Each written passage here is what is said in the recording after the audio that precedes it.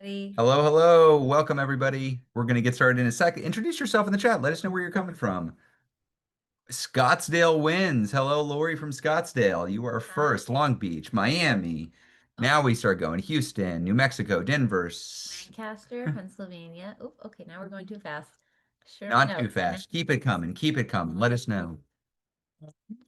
This is, Greenberg. I keep on saying this. I think this is the most registered What's the Plan that we've ever had. And that's true. I think every Continues to week, be the just about case. every week, more and more people are coming in. Welcome. We need you.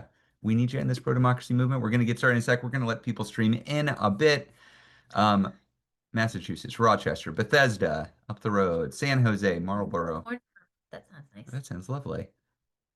Uh, Manassas, Eastern Shore, Indivisible. Seen a lot of Maryland this week. Shout out to Interesting. Maryland I saw over the weekend at our convening. It was Oh, incredible. that was a great convenience. I was Yeah. out in Honolulu for 48 hours. It was incredible, and I'm jet lagged and on Dayquil now. And Leah is sneezing up a storm. Apologies.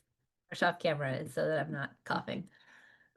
But we are here. Okay, why don't we? I think we're going to have a fair amount to get into, Leah. I think we should get started. Yes? Hmm.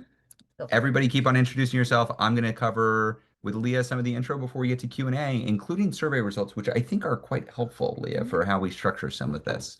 Yeah. But if you're brand new or if you're not welcome, hey, this is What's the Plan with Ezra and Leah. We're the co-executive directors of Indivisible National. More importantly, we're members of the Indivisible family. We are here building power with you all across the country to take on the authoritarians who are trying to steamroll us all over the country. We believe fundamentally in people power. That's why we're here. We have this naive belief that democracy works when more people get into democracy. That it is a participatory sport, that we're not mere victims of world events, that we have power. And we have power especially when we organize. So one of the things that I love to do in these is welcome the new indivisible groups from all over the country. I'm going to go quickly because I know we want to get to Q&A. But I like to welcome in new leaders. It's important. And every week I keep on thinking, Leah, that this is the week when it's going to kind of trend down and we're not going to have new folks join up. We have about 2,500 all over the country. And yet still, it is the case that there are somewhere between 5 and 10 new indivisible groups every single day that we see them register. These are new folks who are joining up all around the country, to some extent all around the world, forming these groups and getting people together. And how incredible is that? As dark, as dangerous, as horrific as everything is coming out of this administration, to see people who look at the fire raging and run to the fire. What an honor it is to be part of this movement, to be building up wherever we are. So let me call out, give some emoji love to these new indivisible groups. I picked out just a sampling because I can never go through all of them, but a sampling from red, blue, and purple states. We've got Whittier, California. Whittier Indivisible. Victoria, welcome. That's Nixon's hometown, I think. Indivisible Maynard in Massachusetts. David, welcome. Alfred registered Northeast Oakland Indivisible, not Oakland, California, Oakland, Michigan, in Lake Orion, Michigan. We've got Indivisible Artesia in New Mexico, down in southern New Mexico, small town in southern New Mexico. We haven't seen a ton of New Mexico groups, so welcome to the movement. Jennifer, Indivisible Edmond, Oklahoma, right outside of Oklahoma City. Laurel from Luzerne County, Indivisible in Berwick, Pennsylvania. Zoe from New Tazewell, Tennessee. That's Claiborne County, Tennessee, Indivisible. We've got Lynn from Indivisible Louisa in Virginia. And one last one, Ready to Resist Price County Indivisible. Mary Registered in Phillips, Wisconsin, a town of 1,533 people with a brand new Indivisible group. How incredible is that, Leah? I just love it. Amazing. I love Welcome. it. Yeah, welcome, welcome, welcome. Okay, Leah, we're on this weekly What's the Plan call. You always tell us while we're here. What are we doing here together? Well, everybody, this is where we talk about what the plan is, and more specifically, what the hell is happening in this country, and what's the plan for fighting back. This is going to be mostly Q&A. We'll start with kind of a little opening, but most of the conversation is going to be Q&A. This is going to be submitted live. So if you've got a question, use the little Zoom, the Q&A function on the bottom of your toolbar in Zoom to enter your question in. We're going to be pulling from the top mostly. So you can also upvote with the little thumbs up icon, the questions that you want to see the most. We'll make a few alterations, just make sure we keep the conversation covering a lot of different topics, but that's the main way we're going to do it. If you're from an Indivisible group, let us know at the start of your question so that we can make sure that we get some folks that are from some of our practitioners in the audience. Mm-hmm. We are going to send this out. We're recording this and we're going to send it out to everyone who registered in case you want to watch it over and over and over again because it's just so much fun. We are also going to send all of the links that we put in the chat, the action items, the CTAs, the educational resources. All of that is going to be in your follow-up email. So if you miss it because the chat is going too fast, not that that's ever happened before, you will get it in the follow-up email. Finally, we are just going to note an ask for respect, for support, for constructive interactions. We know that we are covering a lot of really, really hard stuff in these conversations. We want to just keep the chat constructive and caring and supportive of each other. We lift each other up. That is how we are going to succeed as a pro-democracy movement. That's right. That's how we're building. One of the other things we do is we're building this plane while we fly it. And every week we send, or just about every week, we send out a survey asking you about some strategy or some tactic, or sometimes what we're doing on these calls. And that was the subject of the last survey. So I just want to respect the time that tons of people put into the survey that we sent out last week. And it was specifically about, hey, we've been doing these calls and we've experimented with, we had a guest, Erica Chenoweth, and they were incredible. We did a little slide presentation on 1 Million Rising. And Conditions for Courage, the strategic non-cooperation work. And we want to see, like, is that working? Would y'all like more guests? Would you like less of us talking and just more Q&A? What do you want? And so I want to report back the results. 70.5% of you wrote back, yes, more guests. We want more guests. About as many, 70% said, yeah, you could shrink the pre-Q&A part of this. We really want you to spend more time in the questions. And so I'm going to respect that today.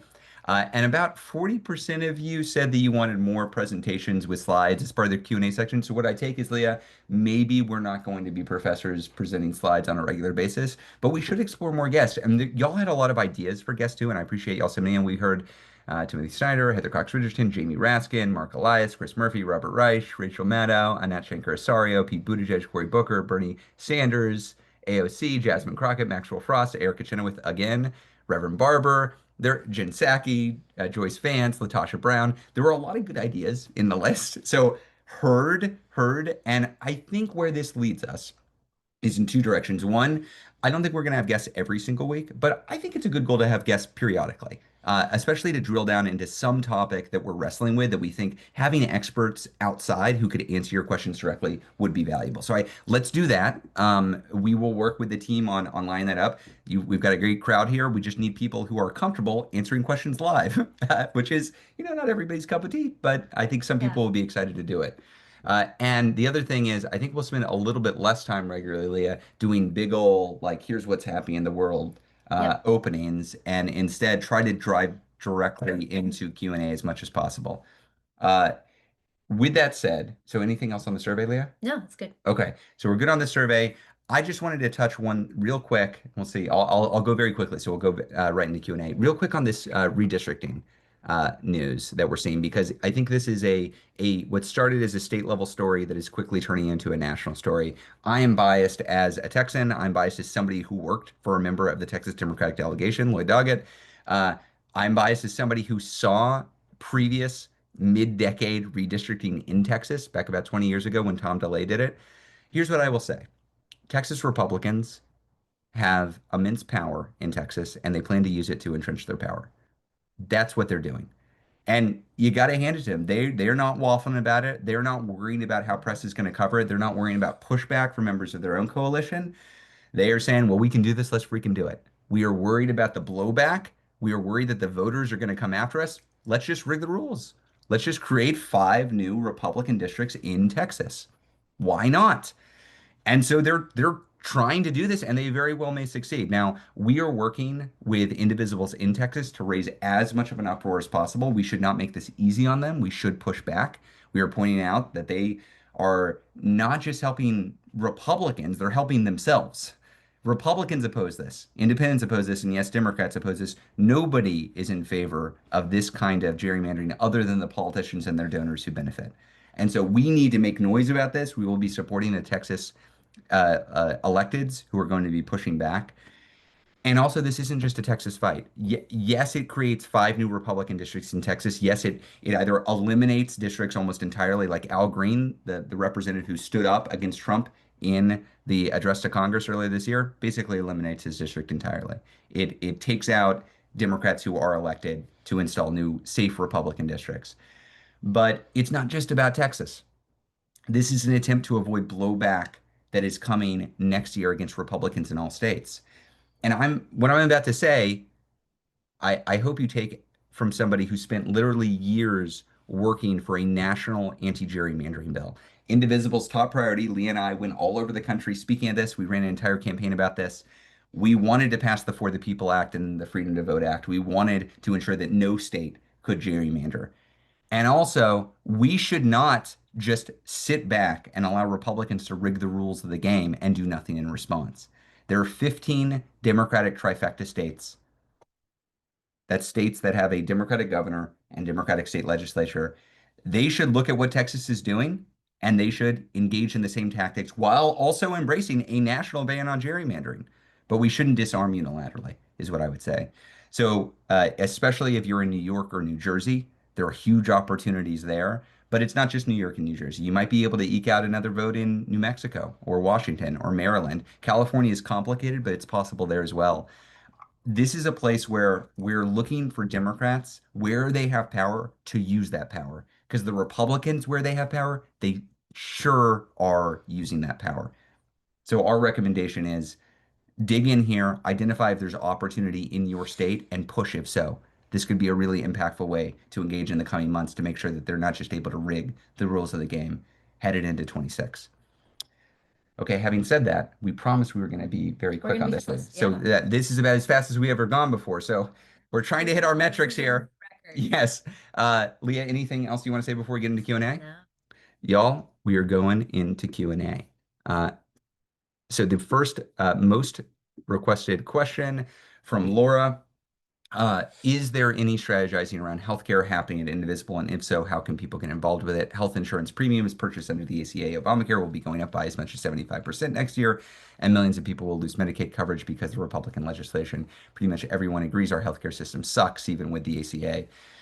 Healthcare is an issue, is the Democrats to lose, but I see almost no effective messaging or policy proposals about it. Few activist organizations are using it strategically to organize opposition to Republicans or Trump, or to present a vision of the future everyone can support. This is a huge missed opportunity. Leah, thoughts?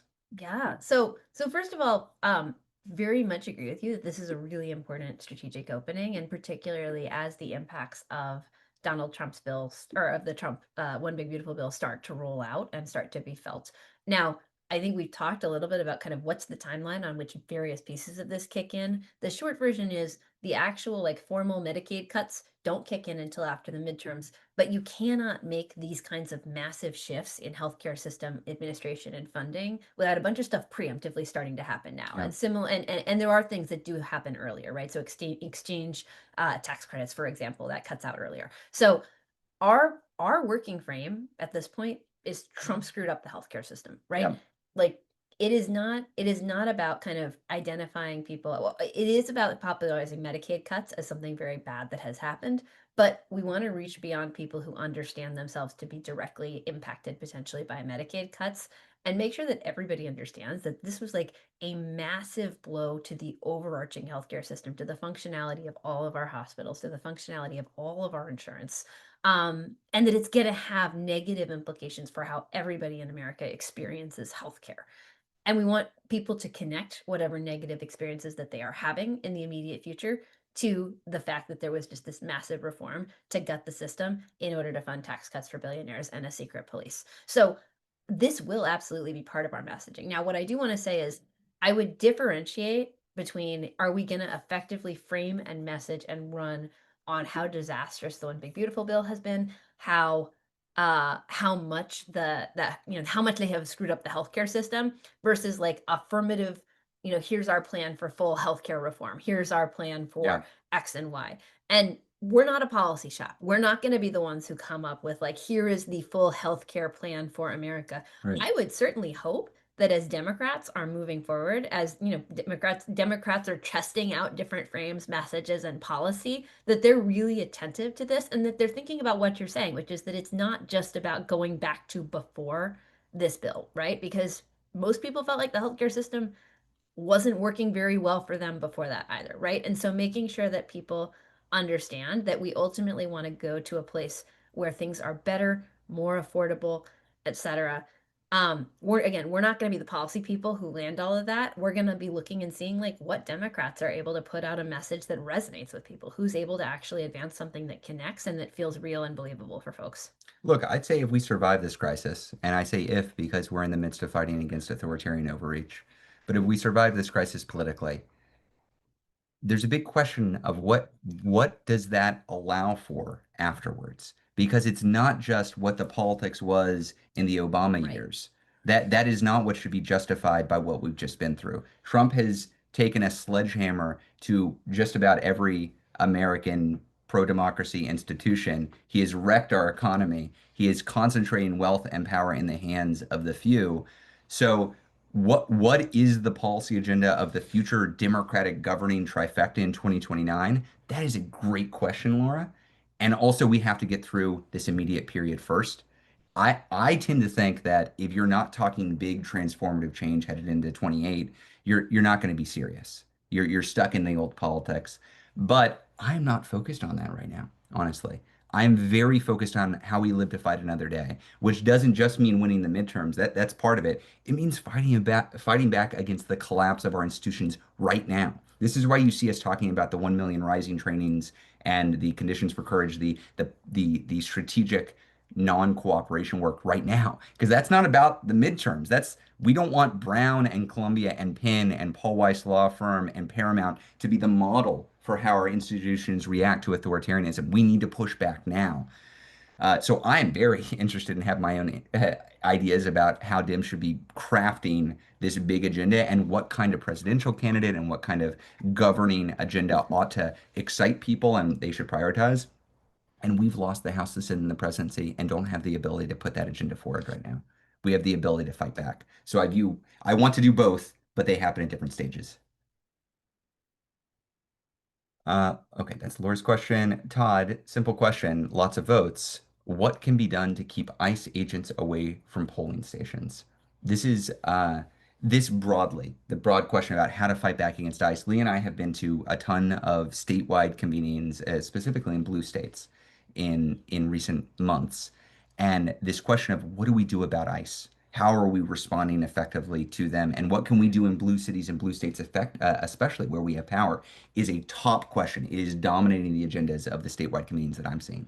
But Leah, either response broadly on ICE or specifically on the polling stations? So I have a general note, which is that when we have these conversations, we often see a lot of very specific questions about the legal framework or specific campaigns for fighting back against ICE, and we hear that, and I think that that's a really good ping for us to pin as we're thinking about who could come on and talk in more specificity Yeah, about the specifics of various pieces of this. yeah. I am honestly not totally sure what the framework is for keeping ICE agents away from polling states. It's not something that I've explored in like the specifics. I absolutely hear the concern, and I have heard it raised within election protection circles. And I am not the authority on the strategy on this one. So We're not afraid to tell you when we don't know the answer to a that's right. specific question here. I, That's one of the cool things about us. And one thing I can't say is like this is as part of 1 million rising, as part of the strategic non-cooperation, one of the top things that we're talking about is what is effective people power, not focused on just elected officials, but focused on what we can do with our collective power to focus on businesses or to focus on other institutions to push back against what ICE is doing. So it's probably unsatisfying to hear we're thinking about this, but I can tell you we're thinking about this, and we want to end these trainings with specific recommendations that come out. So good question, Todd. We'll make a note for our policy team that about the specific polling question. Okay, Chelsea asks, I'm glad you brought this up, Chelsea, too. We've been talking about it. Brown University has capitulated, and it sounds like Harvard may as well. For folks who aren't, I'll just interject, for folks who aren't paying super close attention, Penn and Columbia have both come to agreements with the Trump administration, both giving money and giving some level of control to the federal government to oversee some amount of their programming. Brown most recently reached this agreement yesterday, and it's terrible. I don't know what else to say. Money is part of it, but money's almost the least of it. One of the most egregious things I saw was that the administration will be able to review the in-class reviews of professors to assess whether there are signs of anti-Semitism. I mean, this is bonkers stuff. This is 1984 type stuff, and this is Brown University. This is Brown University that's agreeing to it. So I'll continue with Chelsea's question. Is there any rapid response work we can or should do nationally to remind these universities that we haven't gone away since hands off and no kings? Or should we focus on local institutions instead? For example, I'm on the West Coast and I'm connected to Brown, Harvard, or Columbia. The, this we Another unsatisfying answer. This is a hot topic of discussion internally as well, because I think there are two types of response to Brown. One is to Brown directly, that you very visibly raise the cost to Brown for having folded. And the point of that is that Brown should face some consequences to its reputation for having folded to an authoritarian regime. So that is good for because Brown deserves it, but it's also good because it sends a signal to other universities. Frankly, if I were advising universities and I looked at the rapid response immediately after they folded, after Columbia folded, what I would see is, yeah, you got some negative press. There were some people who gave you some bad quotes, but then ultimately people basically moved on. And so the rational choice for a Brown who sees that is, well, we can fold too, and it's not going to hurt us that much.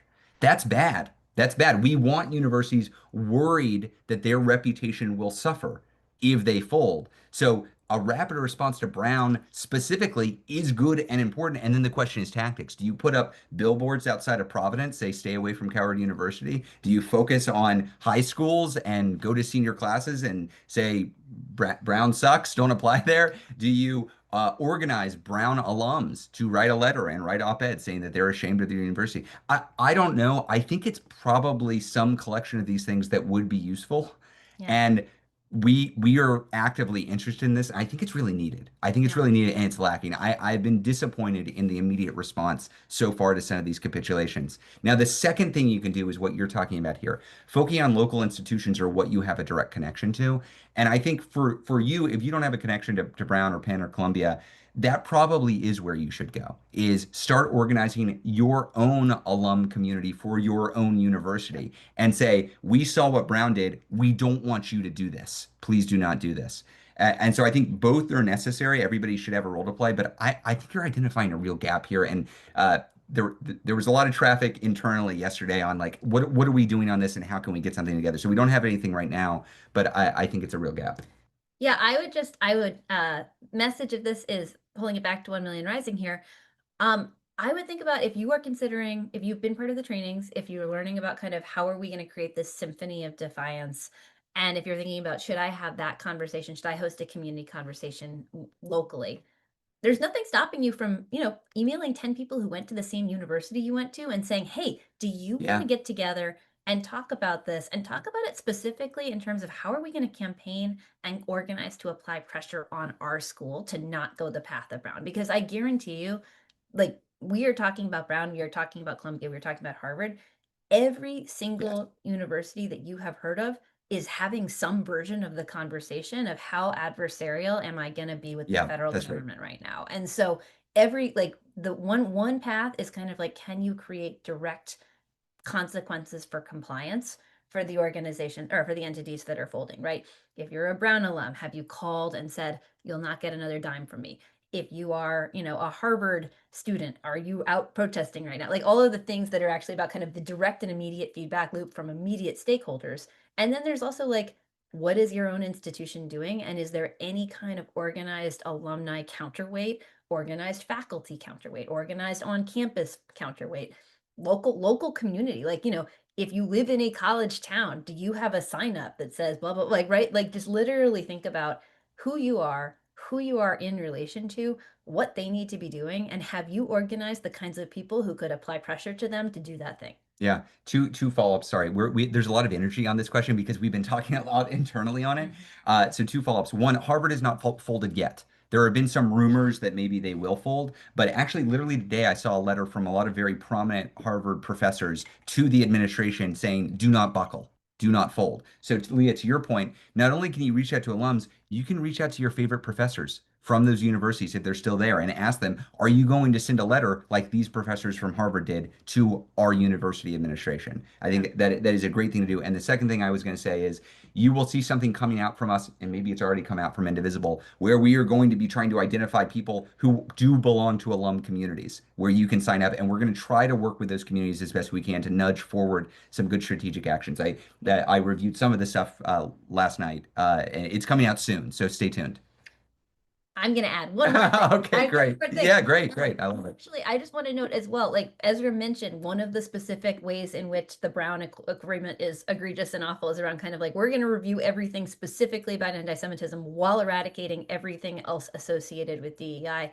I have heard, I know that this is a source of some concern for a lot of folks in our movement, like the wedge that they are using to assert authoritarian control over the higher education system and to knock out institutions they disagree with is this weaponized anti-Semitism attack, Yeah. right? And if we're for Jewish folks, there's a big bunch of questions about like our institutions that we are connected to going along with and legitimizing that attack, right? The Anti-Defamation League has repeatedly issued like appreciative statements about what is happening that are providing cover for the administration to claim that this is anything less than just a massive power grab. And so I would also think about what institutions are you affiliated with that might also be weighing in. Are you engaged with, a Jewish organization that is actually pushing back and that is saying, please don't use us as the cover for your authoritarian power grab? So again, think about every institution in your life. What are they doing? What should they be doing? Have you told them yet? This is what happens when you ask a question that's a live internal debate where we're You get debating tragic tactics. We just you like get brain dump that. on you. Yeah. But great meaty question. Okay. Lee from Brooklyn Indivisible, hey Lee, asks, love last night's training, and this is the second of three 1 million rising trains. How do you all envision the 1 million rising resistance gatherings connecting to Indivisible chapters work? What are your thoughts about how we can recruit participants in those groups? Where they'll start with thinking about the pillars and formulating ideas for non-cooperation into our ongoing actions. Leah, do you, in addition to answering that question, do you want to just like give like the elevator pitch on why we're doing the 1 million rising and where we are in the sequence of 1, 2, 3 trainings? Sure. Yeah. So back to start for folks who are like, what, why do you keep talking about this? So 1 Million Rising is a follow-on campaign to No Kings, and it's intended to do a couple of things. The first is it makes sure that we all have kind of a baseline understanding of what moment we're in. What does it mean that we're in this period of an authoritarian breakthrough, this power grab? How do we push back? How do we actually expand our strategy, not just to focus on kind of the formal representation that we often have done in our constituent organizing advocacy, but also other institutions that have a lot of power in how things shake out right now. So when we talk about universities, when we talk about faith institutions, when we talk about media and corporations, right? That's partly based on this analysis that we're going to have to figure out all of the different levers that we have in society to push to restrain this authoritarian power grab.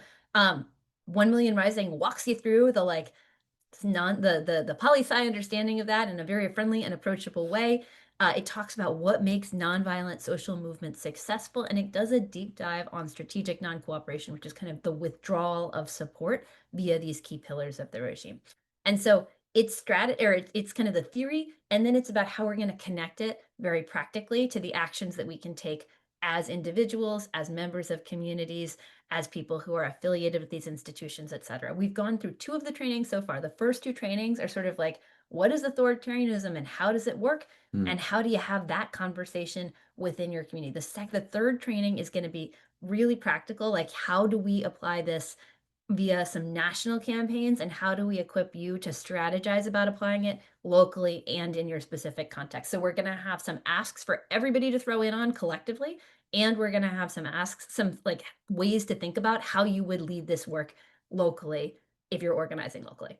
That's the basic idea and framework of the training. The other thing that I think is really intentional about this is we wanted to make sure that we were reaching people who maybe came out for hands off or No Kings, but don't yet have a local organizing home or are not connected and in community with other people who feel the same way. And so the idea behind the community conversations is, anyone can host one, but if you're in an Indivisible group, maybe this is a way to bring in some new people, Yeah. get them onboarded, get them involved with something within the group. Maybe this is an activity that the Indivisible group wants to have a subcommittee to take on. Maybe there are different ways in which you kind of integrate this into the ongoing work that you're doing, or you're actually, using it to pull in new people, because we're letting everybody who signed up for this, some of whom are new to the Indivisible movement and world, know about where these trainings are, right? So what I would say is, if you're an Indivisible group and you're intrigued by the content, use it for, use the content for one of your meetings, like one of your regular meetings, or host community conversations that are intended to pull in new people. All of the above. Yeah. If I could wave a wand, I would have every Indivisible group hold one of these community meetings as a way to do outreach to the community. Like tap into the community that is concerned about what's happening, train people up, and then loop them in. You could even imagine having several different community meetings for your Indivisible group and then bringing it all together in one group-wide meeting. Hopefully, what we're producing for 1 Million Rising helps folks do that. So, again, we're growing the movement. Great question, Lee. SL asks, are there some specific points we can ask for in our demands to stop Israel American-supported genocide? For example, defunding and disbanding the GHF, voting to end weapon shipments to Israel. Even some of our Democratic senators are voting to keep shipping weapons to Israel while they're saying starvation of Palestinians. They don't say who is starving them, should be stopped. Uh, I think that you are pointing to some hypocrisy that is quite real. I will say I have been surprised and I don't know, hopeful is too strong word, encouraged by the amount of movement in the Democratic caucus in the Senate. We saw far more Senate Democrats voting against sitting aid to weapons to Israel than we've, I think, ever seen before, Leah. Historic vote Yeah, last night. I think it's weird because we lost the vote. We did lose the vote. A lot of Democrats didn't vote our way, and yet it was more progress than we've seen on this, I think, basically ever. But Leah, specific thoughts. Yeah, so really quickly, so we've got a CTA that we can pop in the chat that's kind of a general call your members and ask them to take action. We've also been in support of specific efforts, like Rep. Delia Ramirez has a bill that's kind of specifically around stopping weapons shipments to Israel. So definitely there are kind of specific asks to have. Those are going to be less about like actually Congress passing them anytime soon, and more about building the constituency of people who are sending a message that Israel has to has to restrain itself and has to stop this horrific slaughter. That is the way that we're going to kind of get there. As Ezra noted, there's still work to do within the Democratic Party on that, Yeah. right? Like there was movement last night. I think folks like John Ossoff and Senator Warnock were out voting on this, which is really exciting. And also, there's continual work to do on like pressure to make sure that there's immediate action here. Yeah, and I just want to point out this feature of the Democratic Caucus SL that you're pointing to is true for this issue. It's true for a whole bunch of issues, but this idea that you give this fiery speech saying you're against X, but then you go and vote anyway. So I would really encourage folks it's fine to get fired up by a speech. I do sometimes too. That's nice, but don't just listen to what they say, listen to what they do. Cory Booker, I like Cory Booker. I think he's often quite inspiring and is good on many issues. He's an example of somebody who gave a fiery speech about starvation and then went and voted for arms to be given to Israel. So like watch what they do, watch what they vote, and then provide feedback. No politician is going to be perfect. No politician, well, there's some that are purely evil. Most of the folks in our caucus do not fit that description, but they need the pushback. They need the pushback so they understand where their constituents are. But that don't fall for their press releases or their or just their speeches. Look at what they're actually doing. Uh, George asks, Palo Alto, California, from Palo Alto, California, the SAVE Act is yet another attack on voting rights aimed at selective voter suppression. Even if it does not pass the Senate, it is important to challenge the Tea Party's false narrative, claiming voter fraud, so that it does not embolden more than the current 5 states from enacting state-level SAVE Acts. Look, I couldn't agree with you more. Just for folks who aren't following, the SAVE Act is a bill that passed the House. Among other things, it makes it more difficult for women who have changed their names to vote. But most importantly, I think what George is pointing to is it perpetuates this false narrative that voter fraud is the big issue, and that's the number one thing we need to tackle. This bullshit position of Republicans now and Republicans in the last several decades. And what we know is this is all a ploy by Republicans to decrease the number of people who are voting. Specifically, they would like fewer brown and black people voting, and if they can get fewer women voting, that would be a big win for them as well. So we should be pushing back against it. We have had assurances from Democratic leadership in the Senate that they will not allow it to move forward in the Senate. it would be filibusterable in the Senate, and there's no evidence that it has sufficient Democratic support in the Senate to move forward. So I don't think it's going to pass at the national level. I do think where we are able at the state level, we should be fighting back. I do want to highlight, because I'm just back from Hawaii, the statewide committee in Hawaii.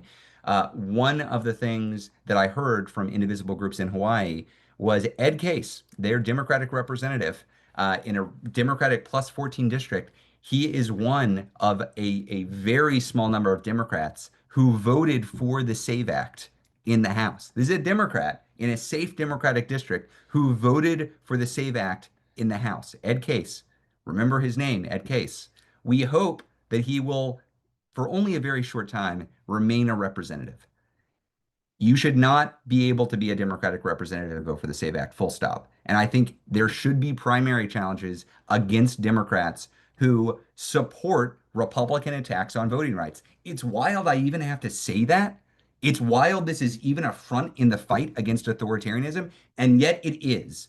So we talk a lot about rollover and play dead Democrats in this call. This is even worse than that. This guy's on offense with the Republicans against voting rights. So I know the indivisible groups in Hawaii are jamming on this issue. I believe we will see some efforts to get Ed Case out of office, and I think that will be better for democracy and better for the Democratic Party. Beyond that, fighting at the state level where you've got power, good move. Restricting voting rights is just not super popular in most states. Okay, we've got a question from Donald. Question from Don and Wanda Prince from Indivisible, St. Johnsbury, Vermont. Hello, Ezra, Leah, and Indivisible team. Hello. It's a pretty long question. Okay. We might want to summarize.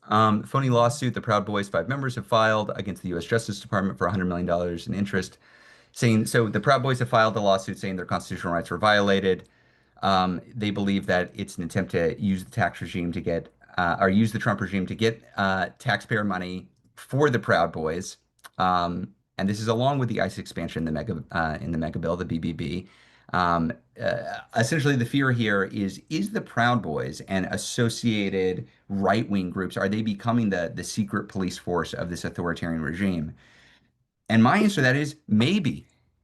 Maybe. They just pumped $171 billion into ICE and CBP and the broader immigration enforcement regime to make ICE the largest federal law enforcement agency in the history of the Republic by an order of magnitude much larger than the FBI.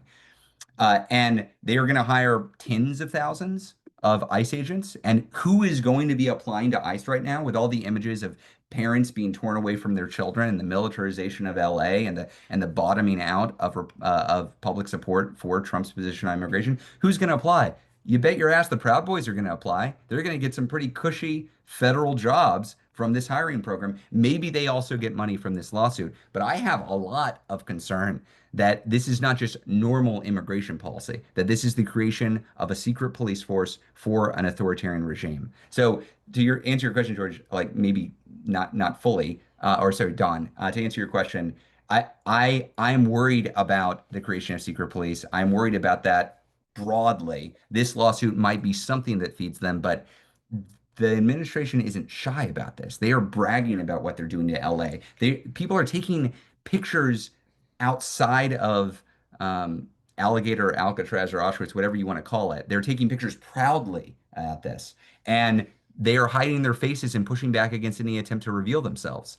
So I view the threat from ICE to be the leading edge of the threat of this authoritarian regime. And I think all of us, but especially native-born white folks who maybe have never bumped up against the immigration system, should get real smart real fast about what's coming for all of us. And we should be organizing against it. So we've got a fair amount of resources on this. But as we mentioned earlier, I hope some of what comes out of 1 Million Rising are creative local and national campaigns to specifically push back against ICE.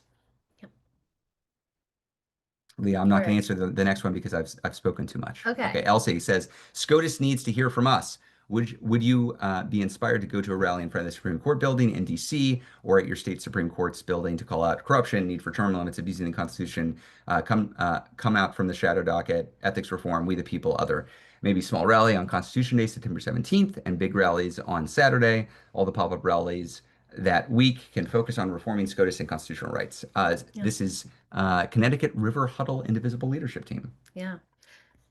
So maybe I'll take a step back and talk about kind of like how we connect messaging and targets. Because I think this is a pretty regular question that I hear is kind of like, why are we not rallying in front of the Supreme Court? Why are we not putting the pressure on the Supreme Court? And it's based on our kind of like analysis of who is the Supreme Court? What kind of leverage do we have over them as unelected lifetime appointment holders? And like what can we actually change about their calculations? And the reality is the Supreme Court is captured by hardened Federalist Society ideologues. They know we don't like them. They do not care at all. We can get millions and millions of people to say we don't like you. They're very aware of that. Like they're down with it. They actually like see themselves as an ideological front for a conflict, right? Um, or a group of people advancing an ideology.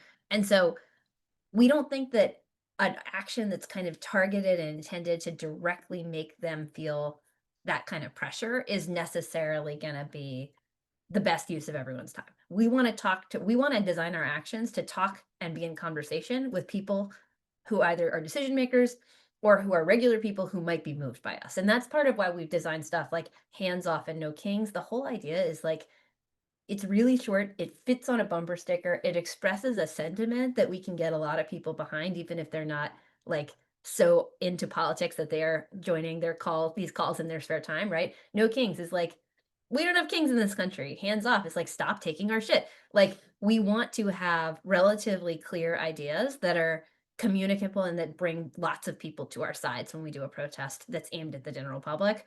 And if we do a protest that's aimed at a decision maker, we want it to be a decision maker who actually cares what we think. Um, so that's kind of like my overarching framework for like why we haven't done protests that are targeted specifically at the Supreme Court. Now, I think you're onto something important here about how central and fundamental, like a clean house approach to the next era is going to be politically, right? The Yeah. fact that we Yeah. need wholesale reform, we need people who are coming in with a fire breathing anti corruption approach, people who are rejecting corporate money, people who are rejecting crypto and APAC special interest money, people who are like going to say, I'm going to do things differently. I'm not going to hang out with the lobbyists. I'm not going to take the fancy lobbyist gig afterwards. I'm going to crack down on corruption wherever it is. I'm going to go after Donald Trump because he is like a world champion level fountain of corruption, and I'm going to go after the MAGA movement, but I'm not going to have any tolerance for this kind of way of doing business in my own party either, right? That's the kind of good government approach that we actually are going to need to convince people that Democrats are going to do something different in the future. So I think I'm very aligned with kind of the overall need for a collective push on good government, on reform, on fire breathing anti corruption. And I would think that we should talk about that in an electoral context where we're trying to reach regular people versus trying to persuade the Supreme Court. The only thing I'll say, goals, strategies, tactics. I find this framework so helpful because I love tactics, but and it's fun. Tactics are fun because you get to talk about the cool things you get to do. And a protest is a tactic, but tactics are the end. They're the last part of what you do. You should start with what are you trying to achieve? What strategies could help you get there? And then what tactics do we engage in to carry out those strategies? This is how we think of all the campaigns we run at Indivisible. So if you're looking for a framework, goals, strategies, tactics, I highly recommend it. I find it very useful. Okay, Pam asks, I'm really glad Pam raised this. It's a sophisticated question digging into like a complex political problem that is often like a cartoon presentation of this issue.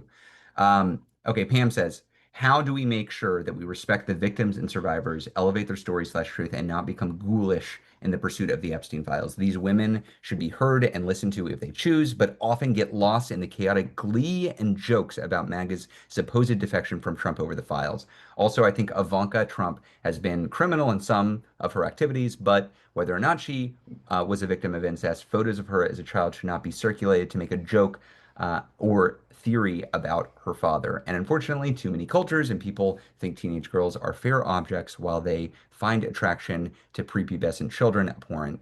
Instead of conflating the two, we should clarify the specific vulnerability of teenagers to people like Epstein, Maxwell, etc.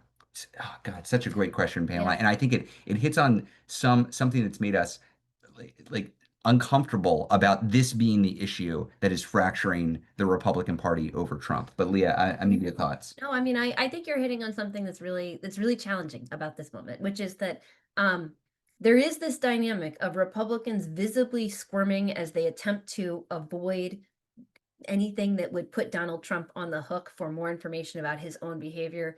That's a place that we're trained collectively as a movement to dig in Yeah. and be like, you are uncomfortable because you are doing something wrong and you don't want to get caught. We're going in. And also, you're 100% right. Like a bunch of the ways that this has gotten messaged, framed, fed into the discourse online is really screwed up and is potentially dangerous in some ways. And I would add, in addition to kind of the framing around like how we're framing women, how we're framing girls, how we're framing consent, there's some really scary anti-Semitic shit that's on the edge of the like MAGA obsession with Epstein that like is also in there that I'm like quite nervous about as it breaks into the mainstream. So 100%, this is like a topic where we've got to like treat it with some real care in our communications because we're sending a lot of messages about culturally what we value and what we care about as we talk about it. What I would say is that I think we should try to pull this away from kind of like, we should be treating this as a serious story about corruption, about elite impunity, about the ways in which the system protects powerful people and the like ability that they have to evade accountability for even very, very serious crimes rather than kind of like a tawdry sideshow situation. And I think frankly a lot of stuff has historically with Trump has had a risk of falling into that when we're actually talking about stuff like sexual assault, we're talking about sexual harassment, we're talking about violent crimes against women and girls. So I would say I think that the simplest way is like we need to model that in our own framing. We need to be clear that this is a story about elite impunity. This is a story about a rigged system that delivers one set of outcomes for the wealthy and well connected and one set of outcomes for everyone else. And we need to like demand accountability and clarity and investigations. And we don't have to do that while sharing weird stories about Ivanka as a teenager. Yeah. It is tricky. Can I just say, it is tricky as somebody who goes on TV from time to time to talk about issues. It is hard to land such a complex point in that context. And I've done both. Like I've when asked about Epstein on like some talk show, I have tried to be like land, this isn't just politics. These are girls who are actually abused and like this is serious and we shouldn't just treat this as like, oh wow, Democrats are going to win on this issue. And also, in some cases, it's hard to do both and not say this is also an issue 90% of Americans agree on, and we should release the files. So I just want to like call out, it is hard to message on this. I don't think we should be giving up the issue, and I think we should try to hit both points that you're talking about here, Leah. It's just like a challenge for me. I'm reflecting on it. It's a challenge for me when I'm talking about this issue out there. So great question, really good question. Karen says, it would be very helpful to get a list of non-cooperation examples for each pillar. Can this be done? Not only can it be done, Karen, it will be It will done. be done. It will be done. I know I think the first two trains have been somewhat high level and a little theoretical. Like here's the context. Here's how you should think about this. I don't like ending with high level and theoretical. Indivisible, we have such a bias towards action. We have such a bias towards practicality. So, in an ideal world, what comes out of this are very clear examples, some of which you can just straight up replicate, some of which will serve as inspiration, some of which you can join nationally because there'll be national examples. But I don't want people to just understand the principles of fighting authoritarianism. That's fine.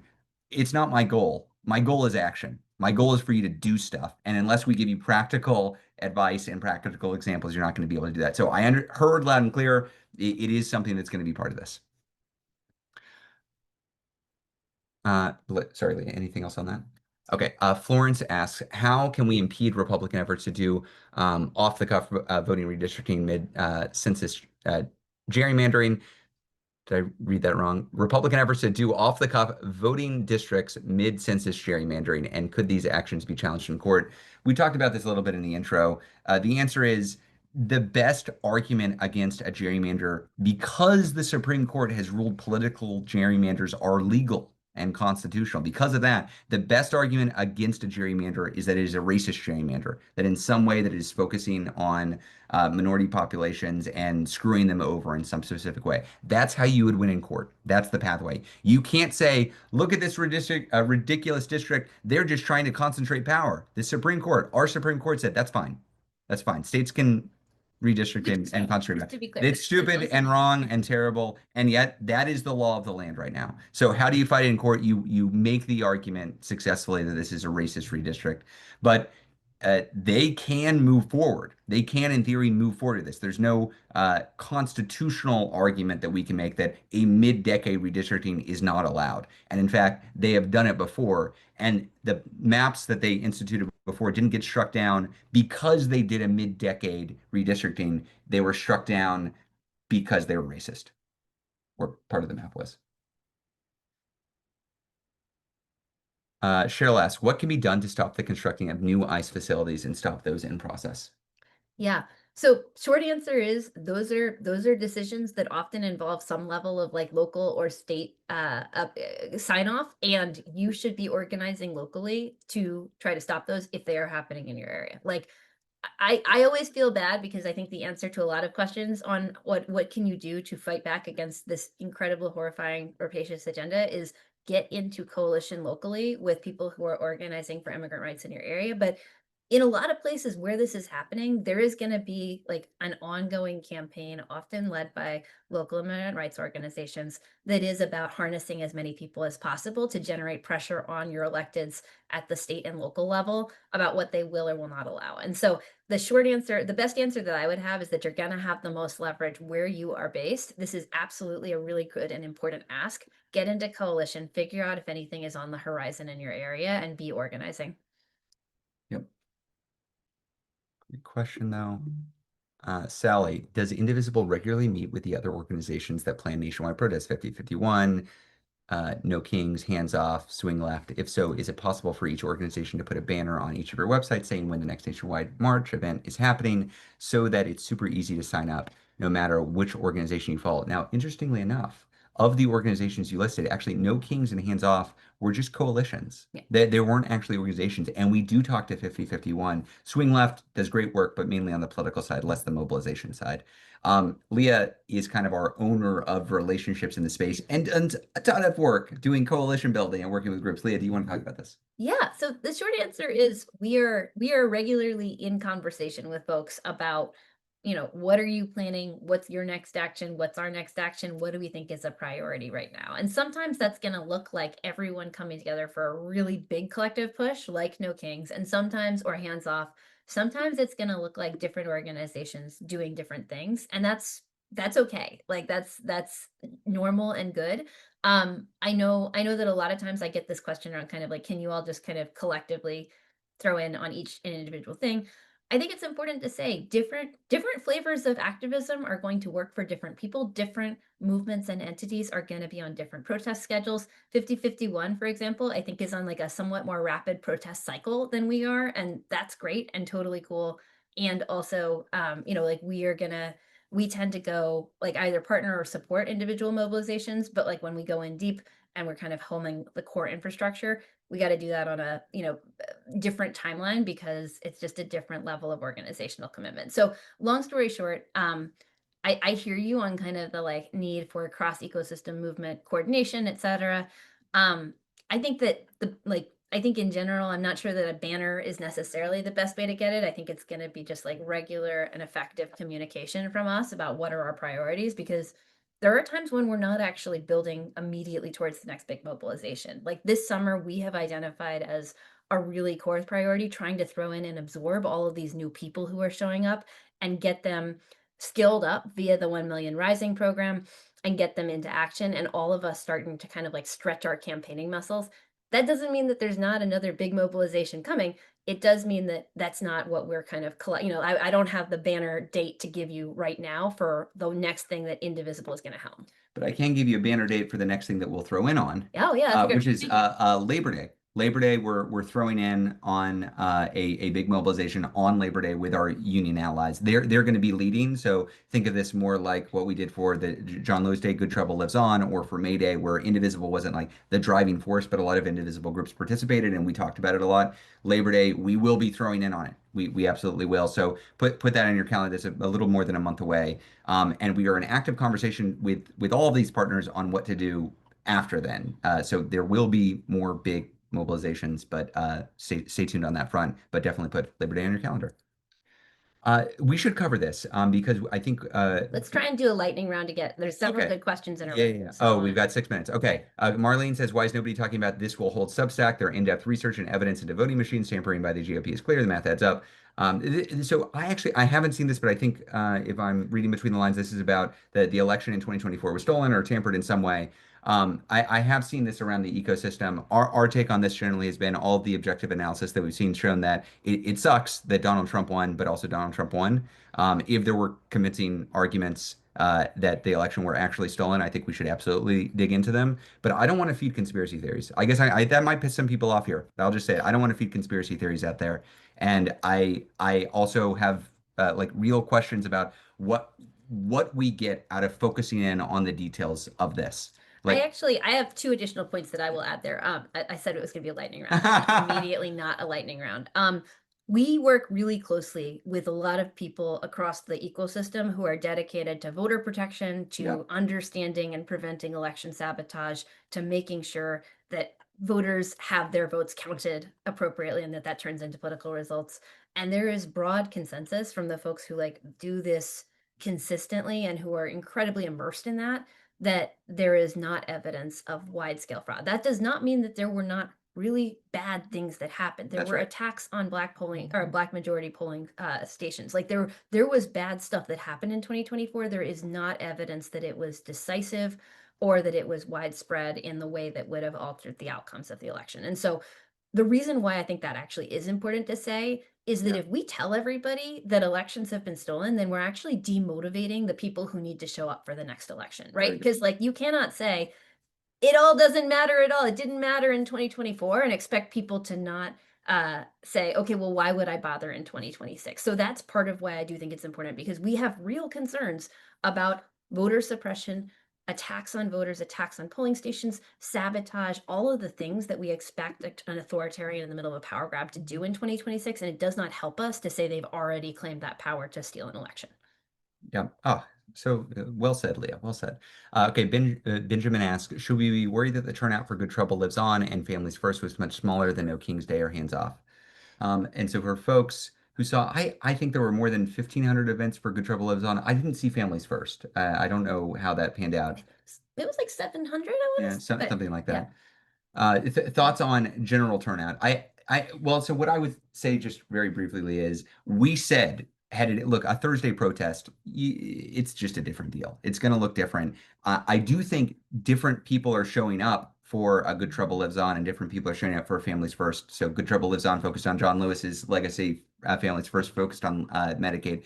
Different folks are going to be at those rallies, and that's great. We should be pulling them in so that they are part of the broader coalition against Trump and for democracy in this country.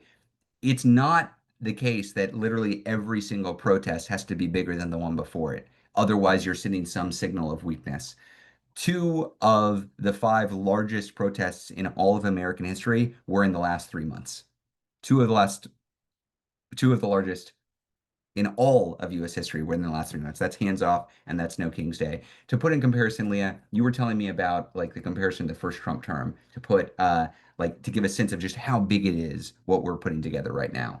Do you want to cover that? Yeah, I mean, so I'm just going to offer like a number for context. Yeah, Many folks here were involved in the Families Belong Together mobilizations around family separation in 2018, which was the largest distributed mobilization during the first Trump term. That was around 700 mobilizations around the country, and it was historic. And also, Hands Off was around 1,300 mobilizations around the country. No Kings was around 2,200. So we're 26, already 26. 2,600. Okay, wow. Okay. Well, we're already operating at a scale that is like actually, significantly advanced over the first Trump term. Not everyone in the media has caught up with them yet, but we'll surprise them sooner or later. So, that's a really big deal. You might be right.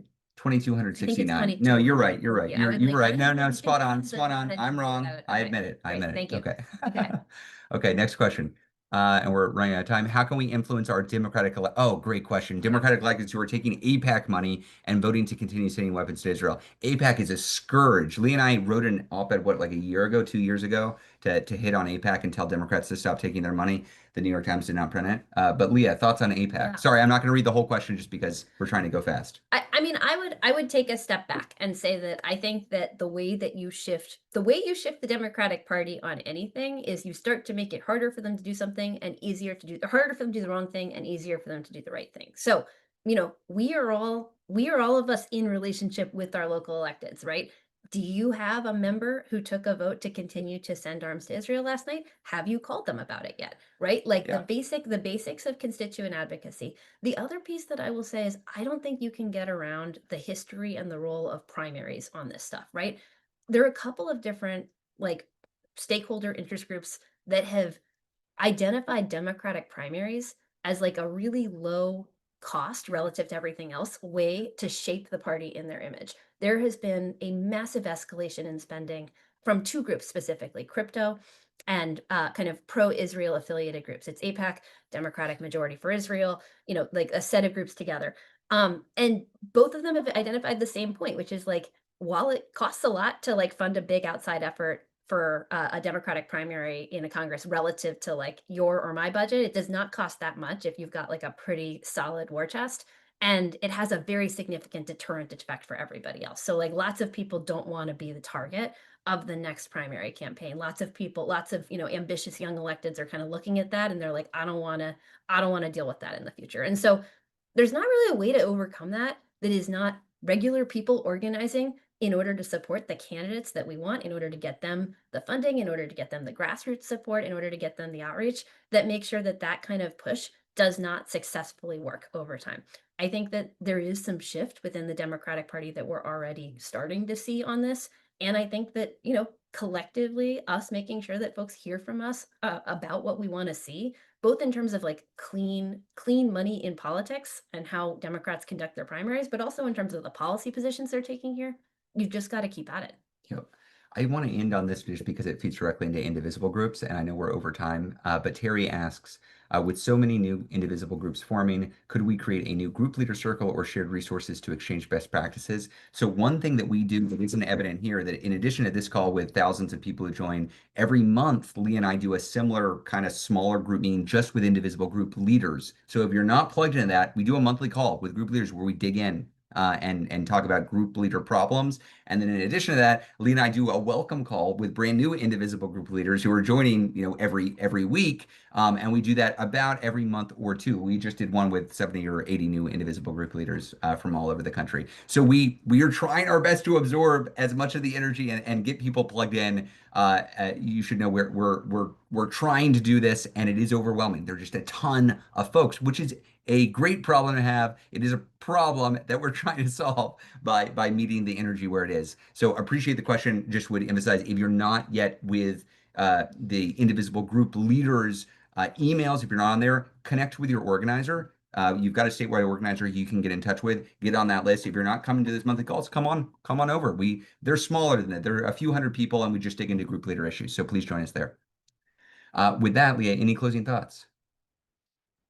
Always gratitude, just gratitude. You spend an hour with us listening to us answer questions that we may or may not know the answers to, but we appreciate you. Thank you for showing up. We'll see you again next week, 3 p.m. Eastern time. That was the plan, Leah. The plan. We'll see you next week.